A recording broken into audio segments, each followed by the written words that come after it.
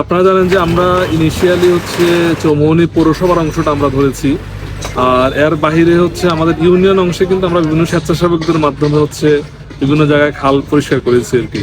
তা আমাদের প্রথমত হচ্ছে যে যেহেতু চৌমুহনী পৌরসভা একটা ঘনবসতিপূর্ণ এলাকা এবং এখান দিয়ে হচ্ছে খালগুলো পাস করে হচ্ছে আমাদের নদী যেটা বলে লক্ষ্মীপুর হয়ে চলে গেছে।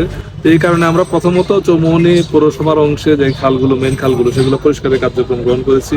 এর পাশাপাশি আপনারা জানেন যে আমরা উপজেলা থেকে কয়েকটা প্রজেক্টে কিন্তু আমরা হচ্ছে আমাদের সমস্ত ইউনিয়নের খালগুলো এবং পৌরসভার ভিতরে যে মূল খালগুলো এগুলো খননের জন্য কিন্তু প্রস্তাব পাঠিয়েছি। তা আশা করি এগুলো পাশ হবে, এগুলো পাশ হলে এগুলোর কাজও চলতে থাকবে। এর পাশাপাশি পৌরসভার অংশে যেখানে যেখানে দখল আছে সেগুলো দখলমুক্ত করা হবে এবং পানির যে নাপ্যতা সেটা ফিরিয়ে আনা হবে।